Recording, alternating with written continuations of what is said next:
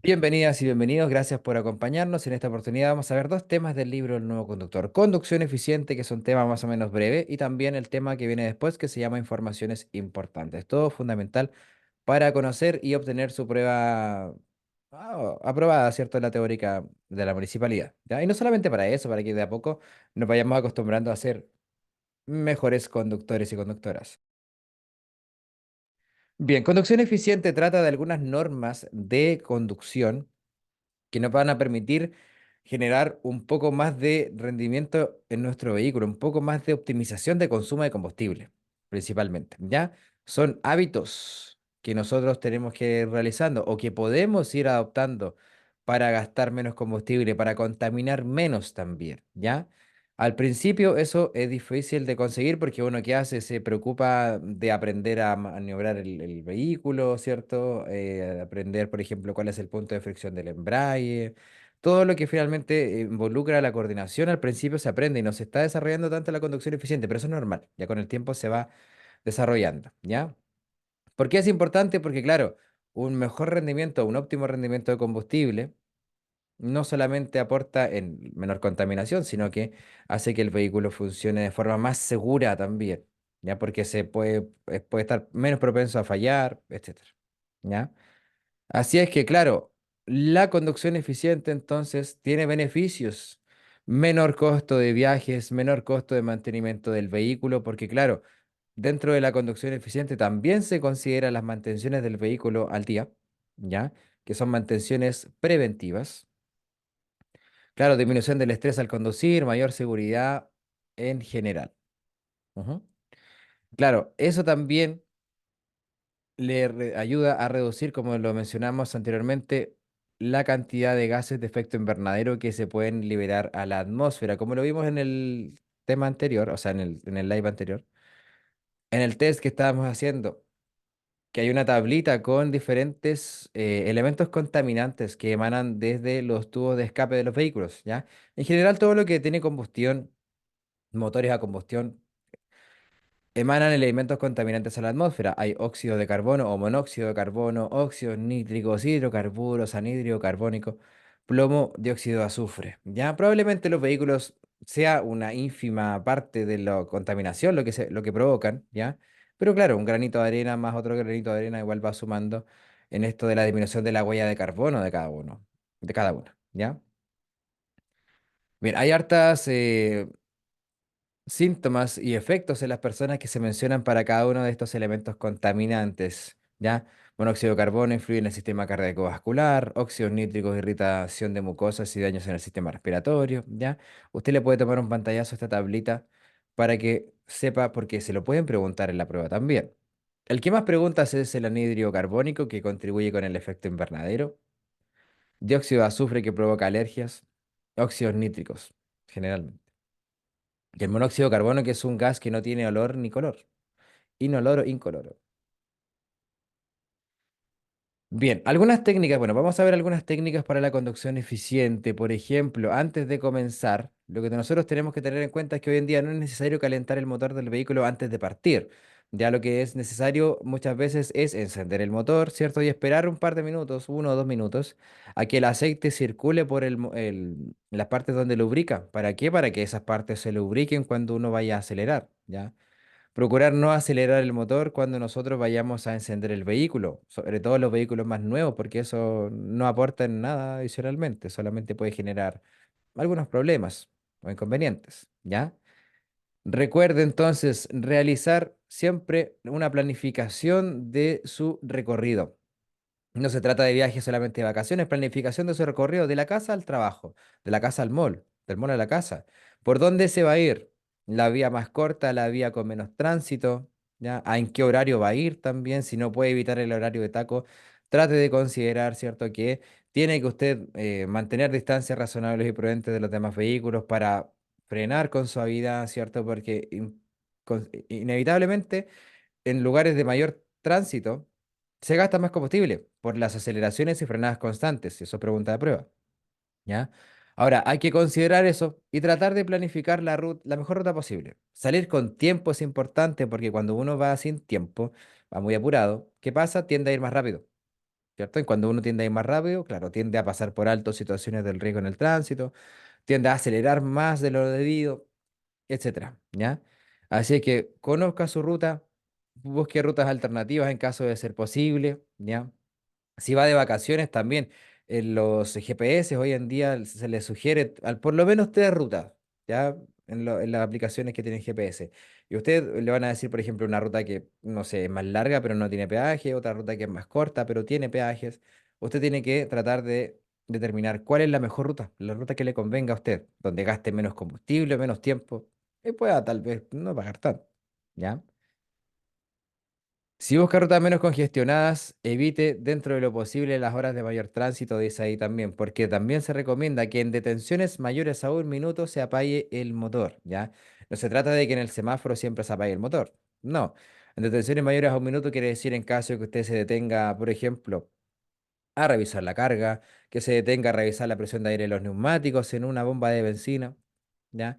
Ahí es cuando uno tiene que ir considerando apagar el motor también. ¿Para qué? Para no consumir tanto combustible. ¿Ya? Optimizar su trayectoria. Si usted va, por ejemplo, a hacer trámites al centro y no quiere ir en auto porque el centro está lleno en esta fecha, vaya en micro, o vaya en Uber, no sé. Depende de lo que usted considere como ahorro energético. Si usted va en su auto, claro, y tiene que hacer más de un trámite, procure llegar a un lugar central donde pueda estacionar su auto y si están los trámites cerca, caminar. O si los trámites están lejos uno de otro, vaya a una ruta tal que le permita hacer primero el trámite más cercano o el más rápido y así va eh, modificando su itinerario. Pero lo importante es optimizar tanto tiempo y dinero en este tipo de circunstancias, ¿ya? Procure no usar su teléfono mientras está conduciendo. Si usted va a tener una ruta o señalar una ruta con GPS, hágalo previo a la conducción, ¿ya? Según lo que dice la ley de tránsito, hablando de la ley de tránsito. Recordar también que para el rendimiento del combustible del vehículo, cada kilo cuenta. Si usted va a transportar más carga o va a arrastrar más peso, más carga, también el vehículo necesitará más fuerza para mover la carga, ¿ya? Por lo tanto, eso, a mayor esfuerzo, mayor consumo de combustible existe. Es algo que tenemos que considerar también. Porque claro, muchas veces cuando nosotros en el mismo vehículo, si en nuestro vehículo, que tiene un asiento grande atrás donde caben tres personas, va lleno de personas, ¿ya? El vehículo va a necesitar más fuerza para moverse. Sobre todo, por ejemplo, en las subidas, ¿ya? Que ahí se va a notar la diferencia de potencia que necesitamos en colocarle al auto. Y vamos a tener que acelerar un poco más, ¿cierto? Ocupar un cambio más bajo, ya. Mayor peso, mayor esfuerzo en el vehículo, mayor consumo de combustible. Lo contrario, con menor peso, ¿ya? Es algo que tener en consideración porque muchas veces, claro, tenemos que hacerlo, tenemos que transportar el auto lleno, básicamente, ¿ya? Pero es algo que tenemos que considerar porque eso tal vez nos puede gastar un poco más de combustible, entre 5 a 10% más, dependiendo, por supuesto, de la forma de conducir. Bien, cuidar la aerodinámica del vehículo también es fundamental para una conducción eficiente. ¿Qué es la aerodinámica? ¿Qué es la resistencia aerodinámica? La resistencia aerodinámica es la resistencia que ejerce la masa de aire que nos envuelve al desplazamiento del vehículo, ¿ya? Mientras mayor sea la resistencia, mientras más choque el viento de frente con nosotros, mayor es el esfuerzo que tenemos que hacer para poder mover el vehículo a la misma velocidad. Ya, eso en el auto se traduce en un mayor consumo de combustible. Lo que se ve acá en estas líneas paralelas, ¿cierto? Entre sí, son el flujo de aire que hay alrededor del vehículo cuando el vehículo se desplaza. Si ese flujo de aire se ve interrumpido por alguna caja porta equipajes, por ejemplo, por algún elemento del vehículo que haga que choque ahí el aire, o los vidrios abiertos, eso genera mayor resistencia aerodinámica, por ende un mayor consumo de combustible, porque el vehículo para mantener la velocidad necesita generar más potencia, ¿ya? Por eso es importante, y usted para que sepa, con una resistencia mayor de aerodinámica, un vehículo puede llegar incluso a incrementar su consumo de combustible en un 20% en carretera. Aquí se hablan de dos cosas al respecto. Mire, ¿dónde está el? Aquí está. Por ejemplo, cuando nosotros usamos el aire acondicionado En la ciudad, nosotros podemos gastar también alrededor de un 20% más de combustible. ¿Por qué? Porque vamos a acelerar, frenar. Eso gasta combustible y además el aire acondicionado hace que el motor se esfuerce un poco más, ¿ya? Eso según lo que dice el libro, ¿ya? Y hay una pregunta de la prueba al respecto. Y si nosotros abrimos las ventanas, ¿ya? A velocidades mayores a 60 kilómetros por hora, también el mayor consumo o el consumo de combustible puede incrementarse en un 20%. También, ¿por qué? Por la resistencia aerodinámica. ¿Ya? A no confundir con la termodinámica que también aparece en una pregunta. Ya, termodinámica es otra cosa. Aerodinámica es lo que estamos buscando aquí. ¿Ya? Mayor resistencia aerodinámica, mayor consumo de combustible, todo eso en un 20% aproximadamente. Puede ser entre un 10 a un 15%, incluso llegando hasta 20% en algunos casos. ¿Ya?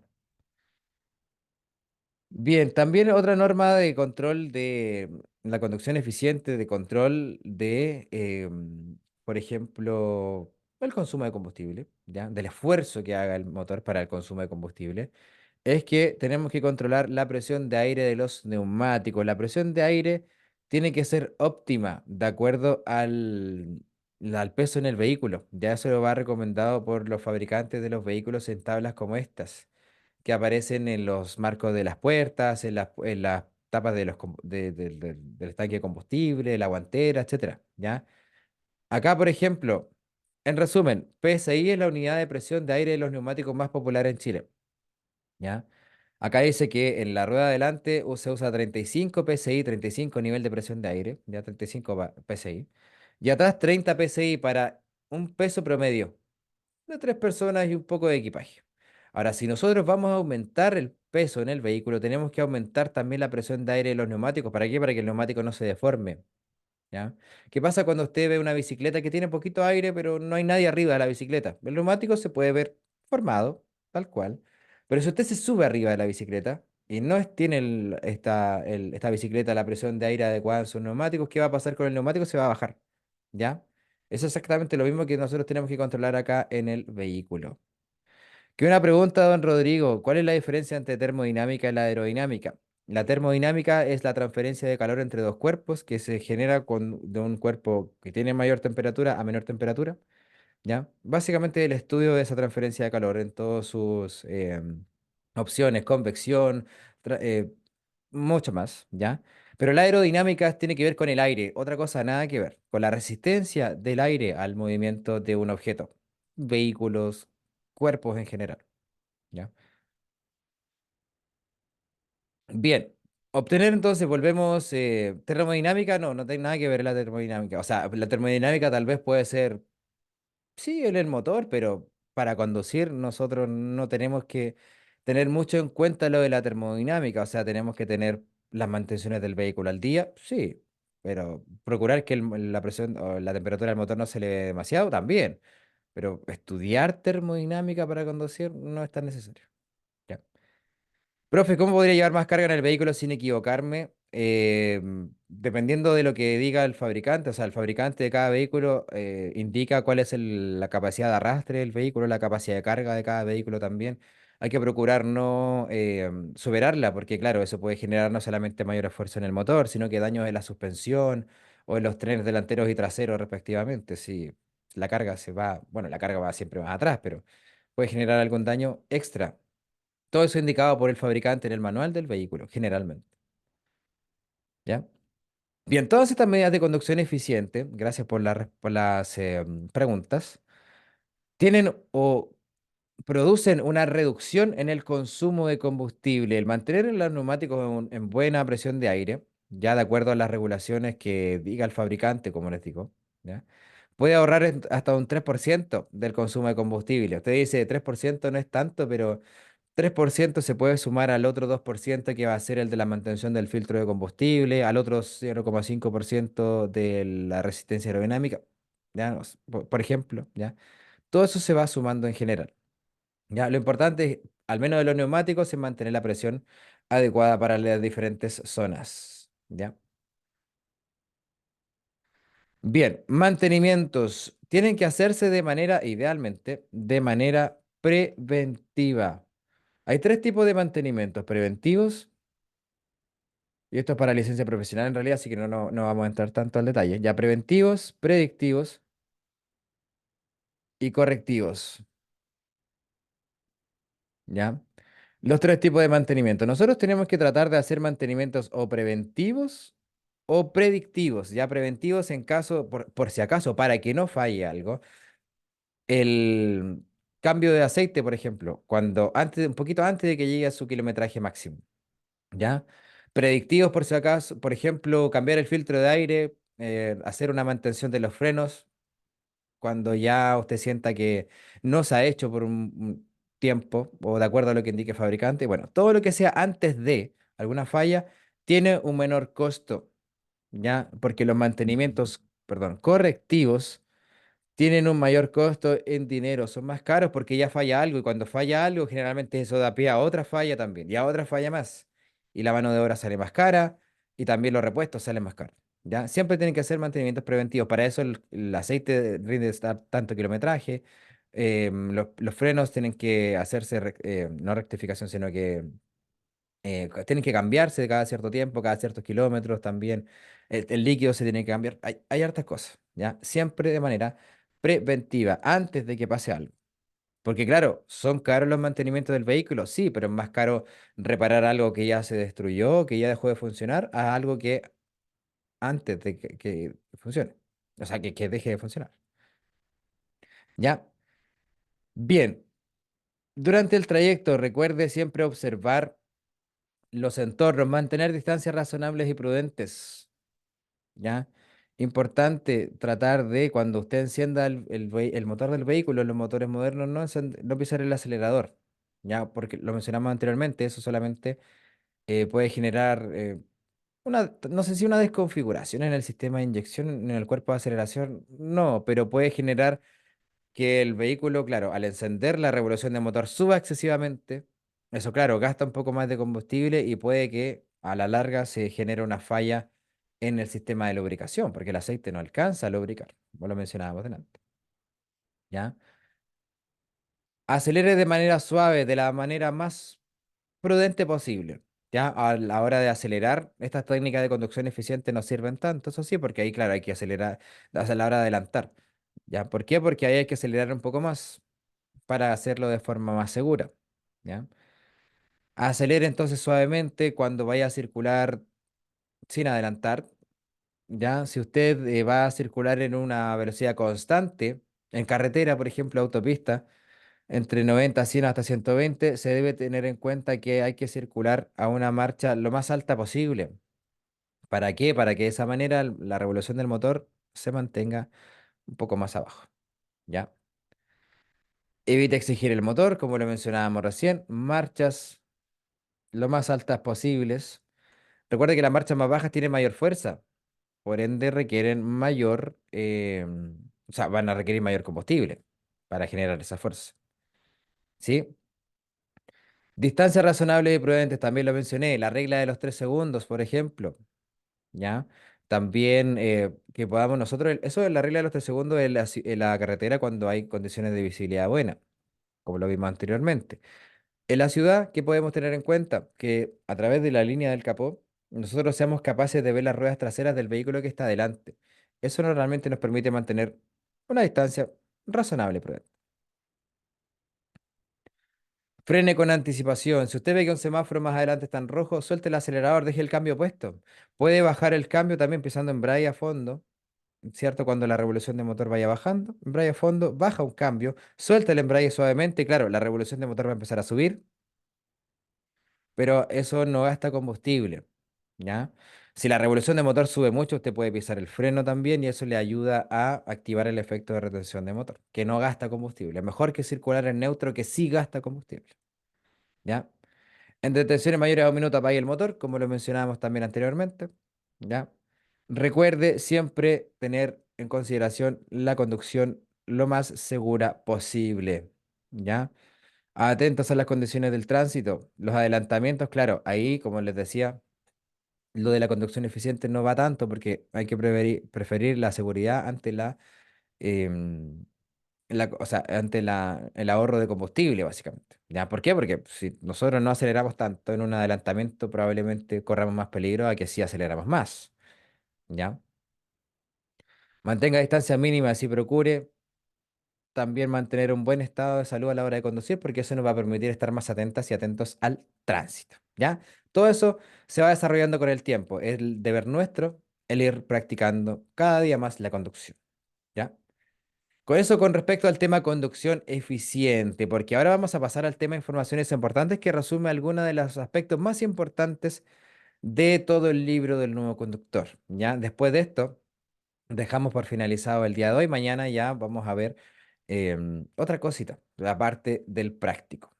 ¿Ya? Bien, ¿dudas al momento? Si no hay dudas, usted por supuesto puede seguirnos acompañando porque vamos a seguir inmediatamente, Diego, con el tema de informaciones importantes. Profe, al final de la clase refiere su Instagram. Sí, claro. Le vamos a decir el Instagram al final de la clase, Rayoncito. Ya, son dos temas, como lo mencioné anteriormente. Vamos al tiro con informaciones importantes, porque esto a modo de resumen de todo. ¿Ya?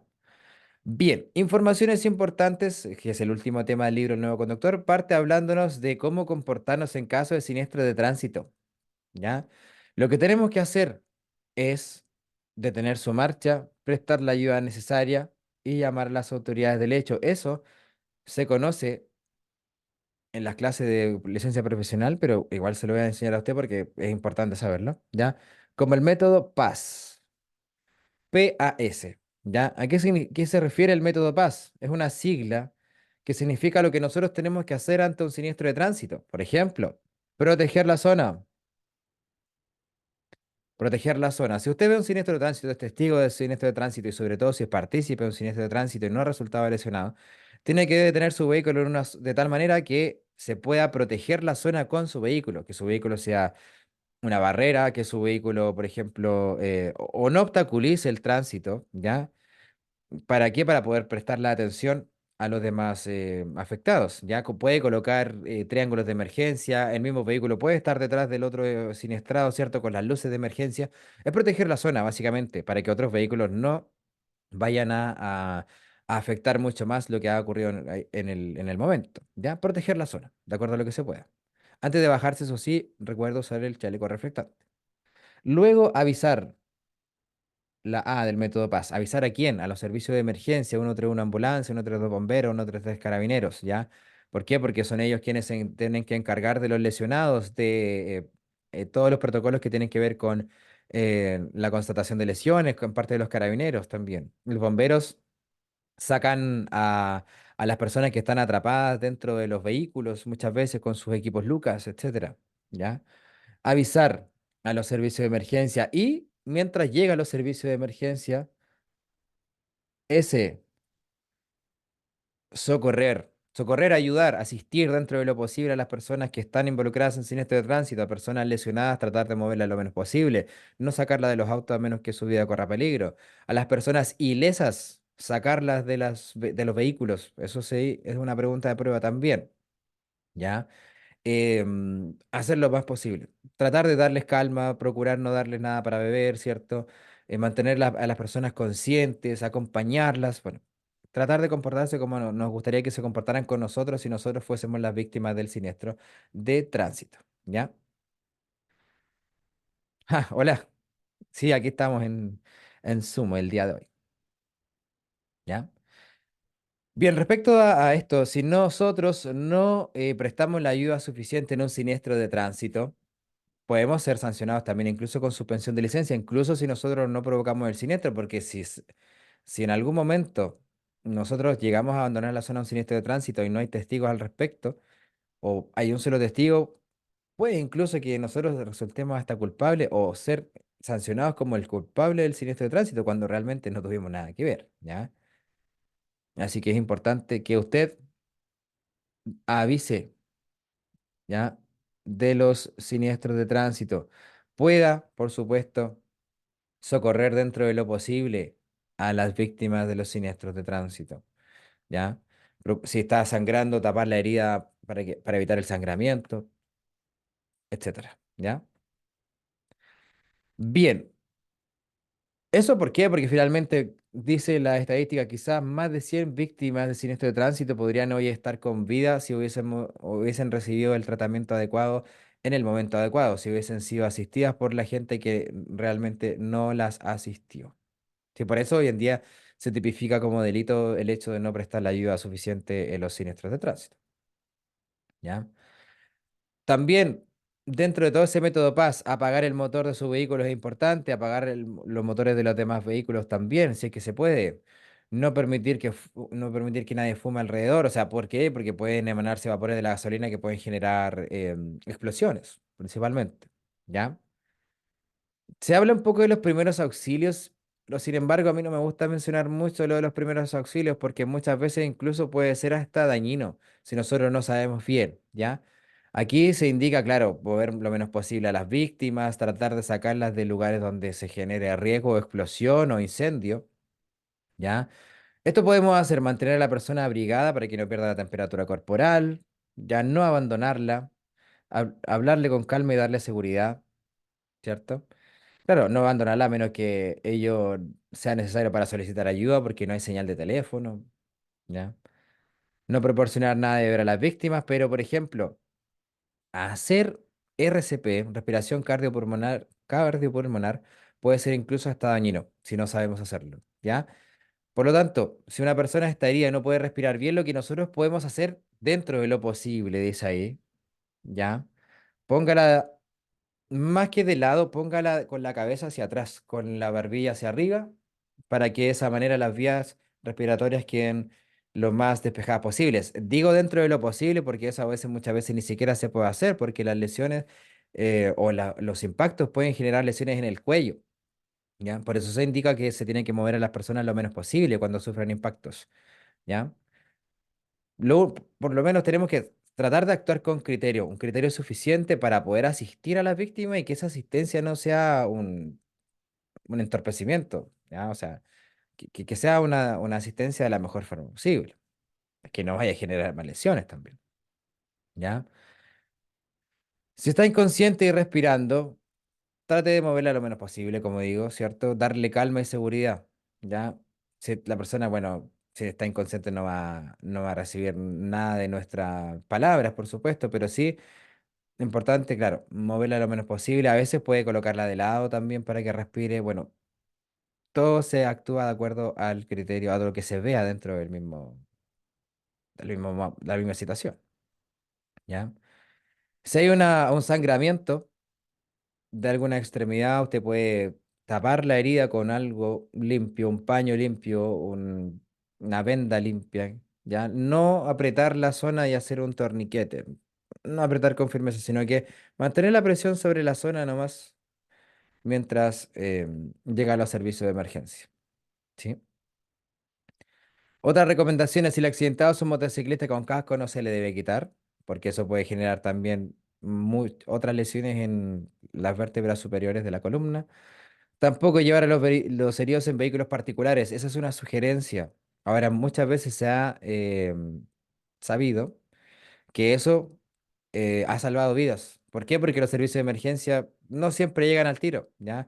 Se recomienda que, claro, esperemos los servicios de emergencia, pero ¿qué pasa si no llegan nunca?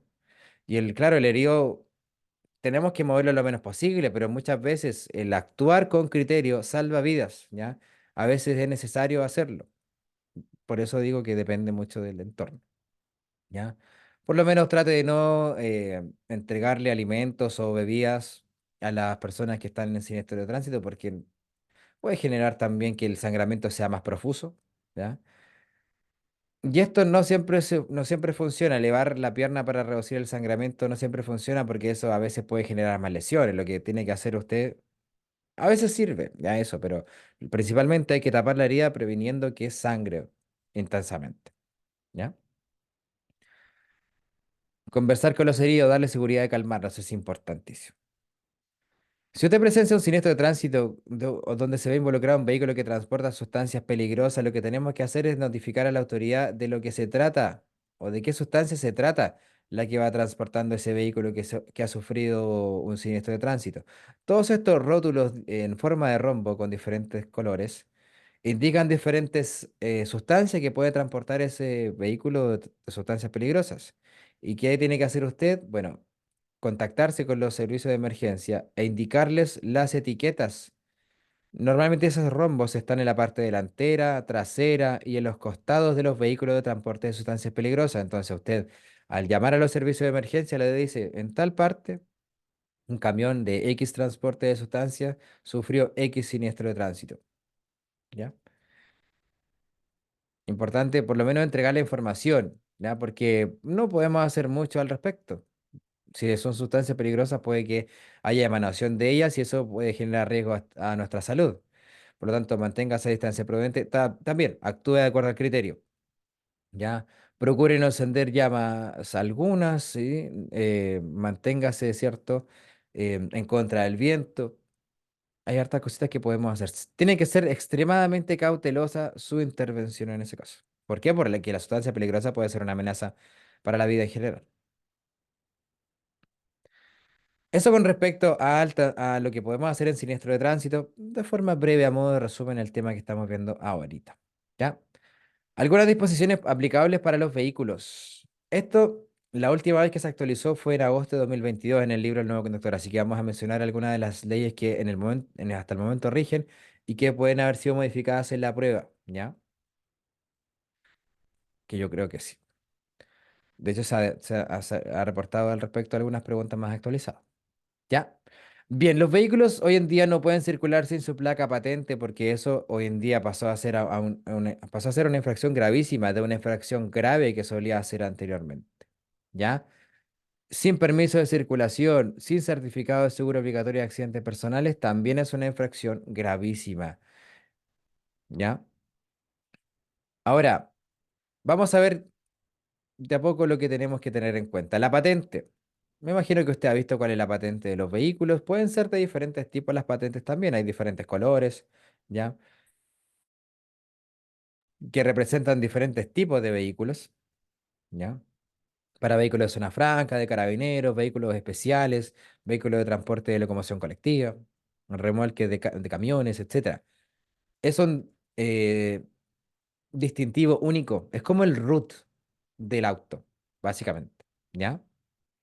Hoy en día no se puede circular sin su placa patente. Mire, esto ya salió del año pasado de vigencia. Dice, los vehículos nuevos, entre otras excepciones, pueden circular sin placa patente por un tiempo no superior a 5 días. Mentira. O sea, eso era hasta antes, hasta el año pasado, pero hoy en día, según la ley patente 0 días, eso no corre. El vehículo tiene que salir con su patente desde el concesionario ya. Ellos tienen un plazo de hasta 5 días para inscribir el vehículo en el registro civil desde luego de la compra, pero hasta ese plazo, ahí recién se puede entregar y sacar de la vía. ¿Ya? Esa es la nueva modificación a la ley. Así hay que esperar hoy en día. Por eso, claro, este libro es que es el último que se maneja. Todavía no se ha actualizado muy bien. Eso es parte de lo que tienen que hacer ahí en el gobierno. Eh, Nosotros cumplimos nuestro deber de informarles lo que hasta el momento está vigente, que puede haber sido cambiado la prueba, ¿ya? Debería haber sido cambiado. Respecto del permiso de circulación, además de la patente, el vehículo nuevo también debe salir con su permiso de circulación ya obtenido, con su seguro obligatorio de accidentes personales ya obtenido también desde la concesionaria, si es que es nuevo. Ya de lo contrario, se tiene que mantener al día o sea, año a año en realidad. ¿Ya? El permiso de circulación es un documento que básicamente es un impuesto que permite que el vehículo pueda circular por las diferentes vías, ¿ya? Tiene datos del propietario, pertenece a una municipalidad, ¿cierto? Datos del vehículo en general, como su número de motor, número de chasis, año de fabricación, la tasación fiscal, que es el valor que tiene este vehículo para el fisco en general, que no corresponde al valor comercial, porque normalmente la tasación fiscal siempre va disminuyendo o se desvaloriza mucho más rápido, porque no es lo mismo que el valor comercial del vehículo, ¿ya? Eso va dependiendo, por supuesto, de la economía, en realidad, el valor comercial, ¿ya? ¿Cuándo se paga el permiso de circulación? En marzo. todo en marzo o la primera cuota en marzo y la segunda cuota en agosto del mismo año. Pero tiene sí o sí una vigencia de marzo a marzo. Aunque usted lo pague después en junio atrasado, va a tener vigencia hasta marzo. ¿Ya? Si hay algunos permisos atrasados, también se puede hacer algún proceso al respecto, ya, pero no vamos a andar tanto en detalle. Hay que pagarlo en marzo. Luego de haber obtenido lo que se llama seguro obligatorio de accidentes personales, conocido como el SOAP. El SOAP es este seguro que cubre con indemnizaciones en UF en caso de muerte, en caso de incapacidad permanente, incapacidad parcial con un tope de hasta 300 UF, solamente para gastos médicos, atención prehospitalaria, transporte sanitario, hospitalización, atención médica quirúrgica, etcétera. Prótesis, implantes. Todo eso aparece descrito en la póliza de seguro que usted puede conseguir cuando compre el seguro obligatorio de accidentes personales antes del permiso de circulación, también en marzo, ¿ya? Tiene un valor más bajito, eso sí, que el permiso de circulación. Ya tiene un valor entre 3.000, 4.000 pesos, hasta 10.000 pesos. Algunos. Se paga una vez, tiene una vigencia de un año. Bien, también tenemos la revisión técnica, que el documento de revisión técnica consta de dos análisis previos, extensivos o exhaustivos, ¿ya? La revisión técnica propiamente tal, que es la revisión del estado del vehículo, frenos, luces, asientos, cinturones de seguridad, eh, amortiguación, o sea, suspensión, neumáticos, todo eso es parte de la revisión técnica. Ya se aprueba o se rechaza, de acuerdo a los diferentes parámetros que se pueden leer en el código QR que está ahí. ¿Ya? Y también en la misma prueba se emite un certificado de emisiones contaminantes que también se puede rechazar. Puede aprobar la revisión técnica, pero puede ser rechazado por gases o viceversa. ¿Ya? Normalmente es al revés. Ya normalmente se puede rechazar más por gases que, bueno, depende. ¿Ya? La idea del certificado de emisiones contaminantes es que, claro, se va a medir cuáles son las emanación, cuál es el nivel de contaminantes que emana el vehículo, si cumple o no con la norma de calidad medioambiental. Y si eso no cumple, se rechaza. Se dice, ok, X cantidad de componentes se ha detectado en una cantidad mayor, por ende tiene que ir a repararlo antes de poder volver a sacar o a hacer esta revisión. Generalmente cuando se rechaza después el cobro al segundo intento es un poco menor y después ya al tercer intento se vuelve a cobrar lo mismo. ¿Cuándo se va a revisión técnica en mi vehículo? Eso depende del último número de la patente. Ahí dice cero, se termina en cero, ¿cierto? FLBB 20. Claro. Si termina en cero, le corresponde en febrero. Todo eso está dado por una tabla. Usted lo que tiene que hacer es saber cuándo le toca a su auto. Suficiente, ¿ya? Pero si usted quiere saber cuándo le toca a todos los autos, aquí está la tablita que le va a ayudar, ¿cierto? Último dígito de la patente, como decíamos delante, cero, le toca en febrero. Y así. En marzo no hay revisiones técnicas, en diciembre tampoco, ¿ya? Porque en marzo hay mucho gasto y en diciembre quiero que cierre de año fiscal, por lo tanto tampoco sacan revisión técnica, ¿ya? Ahí está. Febrero, entonces, para el cero, 1 abril, 2 mayo y así, en adelante. ¿Ya? 6 septiembre, 7 octubre, noviembre 8. ¿Ya? Ahora, si usted quiere, por ejemplo, ahorrarse la fila, no ir a última hora, puede ir en el mes anterior y eso no, ¿cómo se llama? No, no va a mover la fecha de obtención de la revisión técnica, porque la fecha de la obtención de la revisión técnica está dada por el último dígito de la patente, es inamovible. Ahora, si usted va antes, puede ahorrarse la fila nomás, ¿ya? Todo va a depender de lo que podamos hacer. ¿Sí? Bien, hay otro documento que se llama el padrón del vehículo, el certificado de registro de inscripción de vehículos motorizados, que no es obligatorio, pero sí muy necesario portarlo. ¿Por qué? Porque se lo pueden pedir en algún momento. Tal vez en alguna fiscalización, aunque no sea obligatorio, se lo podrían pedir en la revisión técnica para sacarla, se lo van a pedir sí o sí. Y si usted va a pagar su permiso de circulación presencial, también se lo van a pedir. Así que aunque no sea obligatorio, es recomendable tenerlo, porque después, claro, hay que sacarlo para poder mostrarlo en esos casos. ¿Ya? Bien, vamos a hablar un poco de la responsabilidad del conductor. La responsabilidad del conductor, de la conductora de un vehículo, no solamente es el conocimiento de las normas del tránsito, es mantener el vehículo en buen estado. Es responsabilidad nuestra hacer las mantenciones del vehículo o decirle a alguien que las haga, básicamente. ¿Ya? Hacer uso de las vías de forma responsable y segura también, no solamente como conductores, sino que como peatones en general, ¿ya? Recuerde, conducir con su licencia de conducir específica para el tipo de vehículo que vamos a conducir.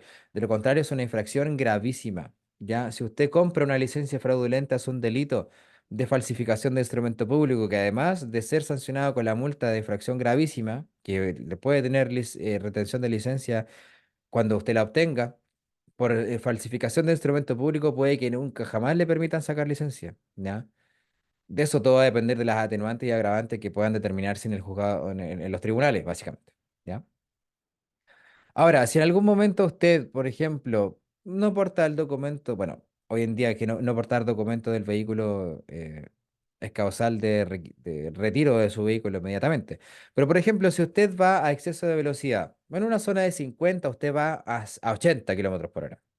Eso es una infracción gravísima. Probablemente el carabinero le va a decir, ok, usted va a 80 acá, aquí está su parte, infracción gravísima, présteme la licencia porque se retiene en ese momento y usted tiene que ir a pagar la multa y ir al juzgado de policía local, ¿ya? Mientras usted tenga la licencia retenida, como en el caso del ejemplo, usted puede, ahí va a recibir una boleta de citación al juzgado de policía local para hacer sus descargos, ¿ya?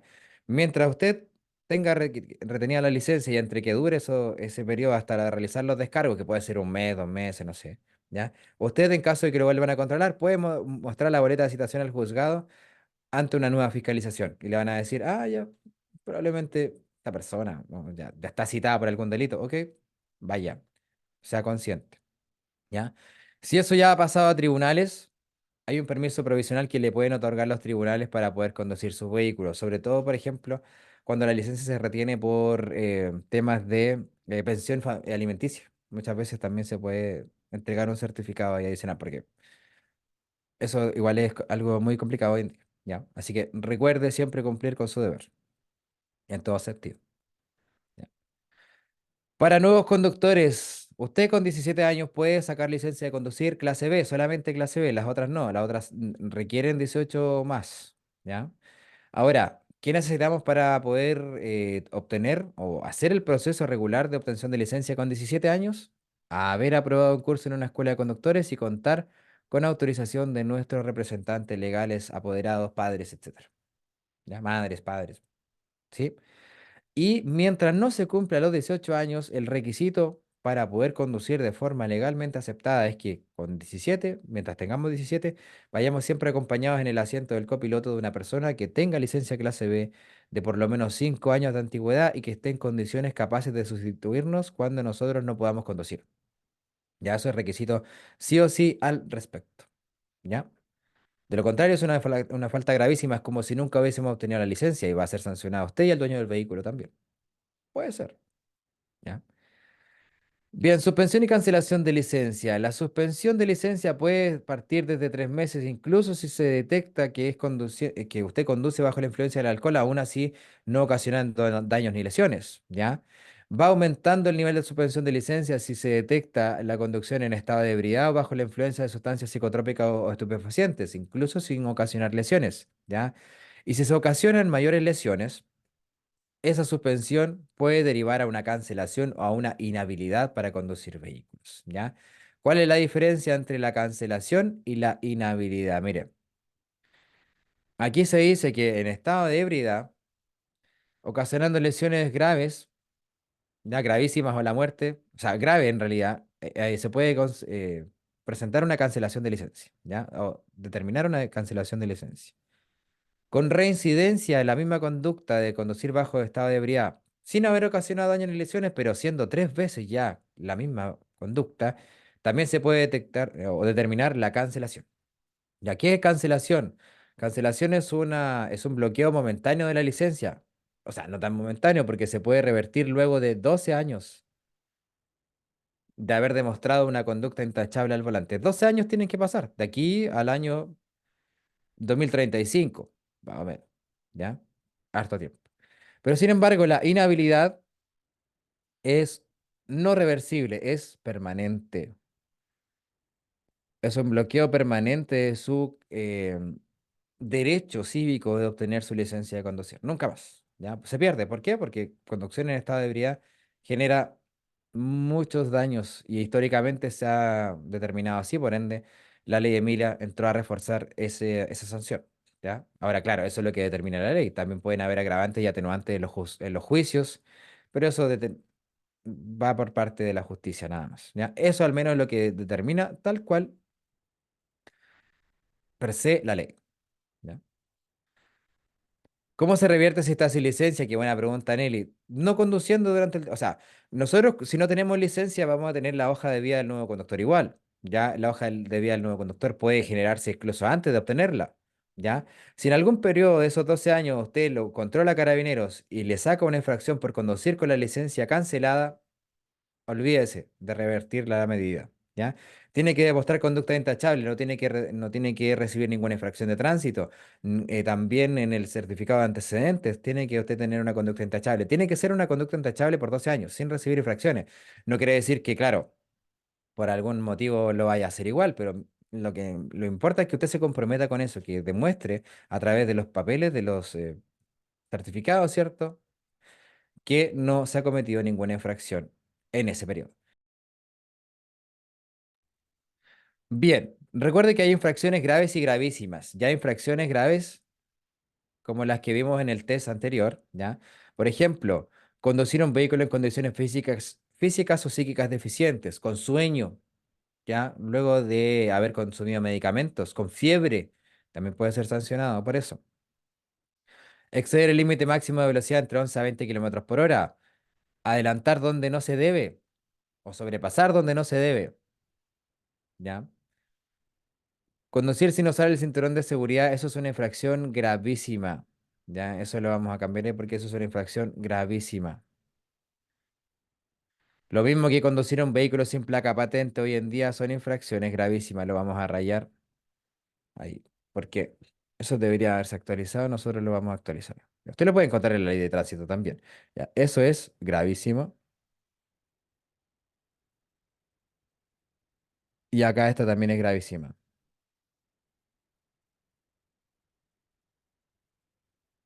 Ya. Espero que actualicen pronto el libro El nuevo conductor porque hay hartas cositas que ya han quedado obsoletas con estas reformas de la ley. Bien, más infracciones graves. En general, para que usted sepa, hay cuatro tipos de sanciones. Esto se lo vamos a mencionar acá. Hay infracciones leves, menos graves, graves y gravísimas. ¿Ya? Todas quedando en la hoja de vida del nuevo conductor. ¿Ya? Las sanciones son diferentes para cada tipo de infracciones. Por ejemplo, las sanciones leves, una multa entre 0,2 a 0,5 UTM en la que se puede determinar. Para las infracciones menos graves, entre 0,5 a 1 UTM, ¿ya? Para infracciones graves, entre 1 UTM a 1,5 UTM. La UTM es unidad tributaria mensual que va variando mes a mes, ¿ya? O día a día, de hecho. Y las gravísimas, 1,5 a 3 UTM, ¿ya? Gravísima, no usar el cinturón de seguridad, no usar el sistema de retención infantil adecuadamente, ¿ya? No pasar, o sea, no respetar el pare, no respetar el rojo, ¿ya? Graves, por ejemplo, conducir lo que decíamos, un vehículo en condiciones físicas o psíquicas deficientes, ¿ya? No respetar las señales de carabineros, es grave, ¿ya? Las menos graves, sí, hay una que es importante, conducir con el tubo de escape antirreglamentario. ¿Qué se refiere con eso? A que si nosotros en nuestro vehículo clase B se suena mucho el tubo de escape, no las motos usted va a ver que de repente las motos aceleran harto, suena bastante el tubo de escape, bien molesto. En las motos no, no pasa eso, en los vehículos, ¿ya? Conducir con el tubo de escape antirreglamentario se sanciona como falta menos grave, ¿ya? Otra falta menos grave es estacionar en la, ¿cómo se llama esto? En la vereda, en la acera. También puede ser una falta menos grave. ¿Ya? En fin, hay distintos tipos de faltas que usted las puede ver más detalladamente en la ley de tránsito. Pero eso es lo que nosotros podemos recibir en en sí como sanciones, porque después vienen los delitos. Más allá vienen los delitos que son sancionados con mucho más UTM, penas de cárcel, suspensión, cancelación e inhabilidad de la licencia. ¿Ya? ¿En qué página está eso? Eso usted lo puede encontrar en la ley de tránsito. Ya, pero estaba trabajando en un documento que se me borró al respecto, lo voy a terminar pronto para compartírselo, ¿ya? Con un resumen de todas estas infracciones. Ahora, por lo menos en el libro El nuevo conductor, aquí se mencionan las graves, ¿ya? Se mencionan las graves, por ejemplo, no detener un vehículo antes de la línea férrea, conducir sin la revisión técnica vigente, bueno, que eso ya en realidad hoy en día es gravísimo, ¿ya? Entonces, la voy a actualizar ahí para tenerla prontamente, para irselas compartiendo, ¿ya? Bien, recomendaciones para frenadas fuertes, para frenadas sorpresivas, ¿ya? Para frenadas de emergencia. Con un vehículo que no tenga ABS, lo que tenemos que hacer es pisar el freno fuertemente, pero ir soltando la presión del freno cada vez, de a poco. ¿Para qué? Para que el vehículo o en el vehículo no se bloqueen las ruedas, principalmente. ¿Ya? Con ABS, al ABS, recuerde que es un sistema de asistencia al frenado que impide que las ruedas se bloqueen. Con ABS lo único que tiene que hacer usted es pisar el freno y el vehículo hace el trabajo por sí solo. ¿Ya? Perdón, paréntesis, Iris, en el libro el asiento 53. Claro, acá este es el último libro que está en la página de la CONACET. Y claro, se menciona en esta misma página, en la 164 algunas, ¿ya? Más arriba la 153, a ver, ¿qué es lo que hay?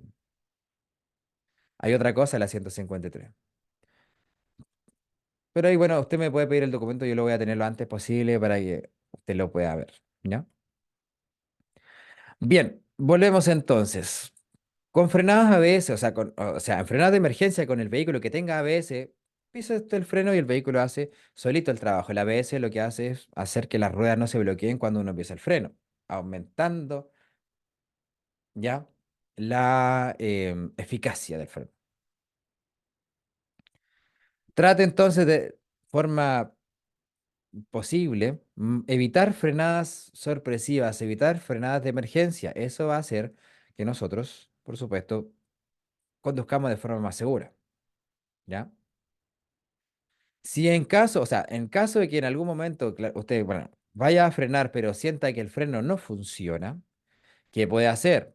Primero, asegurarse que debajo del pedal de freno no haya ningún elemento que esté molestando el pisar el freno, ¿cierto? Porque a veces se puede sentir duro y puede ser porque hay algo debajo, ¿ya? Por eso también se recomienda que usted no conduzca descalzo, porque si deja los zapatos ahí, al frenar, en algún momento el zapato puede quedar debajo del pedal y eso evitar frenar, ¿ya? Ya, si verificamos que no hay nada debajo, y el pedal se siente blando, lo importante es que nosotros bombeemos el pedal varias veces, pisémoslo, soltémoslo varias veces. Eso hace que el aire que haya en el sistema de freno se vaya y se vuelva a recuperar la capacidad de frenado en caso de que eso haya sido la falla. De no ser así, lo que hay que hacer es inmediatamente colocar las luces de emergencia y tocar la bocina en caso de que sea necesario para evitar siniestros. En este caso es lo mismo con o sin ABS, ¿ya? Ahora, si eso, bueno, si nosotros ya presionamos el pedal de freno y no pasa nada, tenemos que tratar de circular lo más a la derecha posible. ¿Para qué? Para, de esa manera, tratar de evitar los riesgos por el lado izquierdo, que pueden ser los vehículos que vienen de frente, para rozar con alguna barrera de contención, alguna pista de emergencia que haya al lado y así frenar, sobre todo en las autopistas, ¿ya? Y si nuestro vehículo tiene una caja de cambios manual, podemos ir bajando de cambios de forma secuencial, es decir, pisar el embrague a fondo y bajar al cambio anterior. Si vamos en quinta, bajar a cuarta y soltar el embrague suavemente. El soltar el embrague suavemente hace que el cambio se enganche suavemente y se active este efecto de retención de motor que muchas veces nos puede ayudar también, ya sobre todo en el plano. Las bajadas igual hay que hacerlo, pero con un poco más de cuidado. Y procurando también ayudarnos en caso de que pueda hacerse con el freno de estacionamiento, ¿ya? ¿Cuándo se puede hacer y cómo se puede hacer? Cuando el freno de estacionamiento es este freno de mano que se levanta. Cuando usted se estaciona, ¿qué hace? Lo levanta sin apretar el botón y aprieta el botón solamente para sacarlo. En el caso de la frenada de emergencia, y este freno se llama freno de emergencia también por lo mismo, porque se puede usar en caso de que los frenos del pedal no funcionen. ¿Y cómo? todo el tiempo con el botón apretado. Usted aprieta el botón antes de levantarlo, lo levanta manteniendo el botón apretado por un máximo de 3 segundos más o menos y lo vuelve a bajar sin soltar el botón, ¿ya? Porque si suelta el botón se traba y eso puede generar más riesgo. Ahora, esta es una técnica de emergencia, siempre de forma suave y progresiva con el botón apretado todo el tiempo, ¿ya? Para que no se bloquee. Si tiene freno electrónico, normalmente el freno electrónico hacia arriba se puede mantener y eso puede ayudar. Y si tiene frenos de estacionamiento que son de pie, ya eso no hay mucho que hacer al respecto, ¿ya?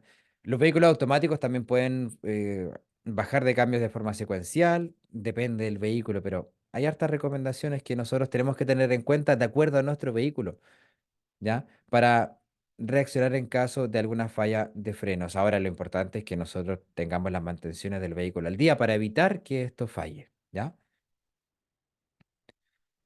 Bien, hay hartos elementos contaminantes, como lo vimos en el tema anterior, que pueden influir en el medio ambiente, ¿ya? El freno de mano en caso, claro, hay un pedal que muchas veces está al lado izquierdo, que es como un freno de estacionamiento. Igual uno lo puede apretar suavemente nomás, pero muy suavemente, porque eso se bloquean al tiro. Muy suavemente puede ser, ¿ya? Ya, volvemos. Sustancias contaminantes que pueden provocar desde daños en las mucosas, en el sistema respiratorio, en el sistema cardíaco, ya como los que estamos marcando acá, que salen en la tablita resumen que le mostramos en el tema anterior, que quedó guardado, por supuesto, en esta plataforma, en esta transmisión. ¿Ya? ¿Cómo hacemos entonces para contribuir con un mejor medio ambiente a la hora de conducir? Porque esto se va a producir igual, pero para poder bajar la cantidad de gases contaminantes que hacemos, cuidamos la mantención del vehículo, primero que todo. Segundo, procuramos de acelerar suavemente, no exceder las revoluciones máximas innecesariamente. Evitamos mantener el motor encendido. Eso significa ralentí. Ralentí es cuando el motor está encendido solamente, ahí solito. El motor se encuentra en ralentí en ese caso. Procurando aprovechar la velocidad del auto, soltando el acelerador con anticipación, dejando que el mismo cambio puesto reduzca la velocidad. Eso también es efecto de retención de motor. Ya procurando dentro de lo posible conducir con suavidad y evitar vías congestionadas también. ¿Ya? Recuerde que en detenciones mayores a 1 minuto se recomienda que detenga el motor para ahorrar combustible y así contaminar menos, como lo vimos anteriormente. ¿Ya? Todo eso aparece en este tema que es informaciones importantes. Y antes de terminar, vamos a hacer un breve repaso de las señales de tránsito, ¿ya? Porque esto igual es importante que nosotros lo veamos, que es importante, como digo, no solamente para la prueba, para la vida en general, ¿ya?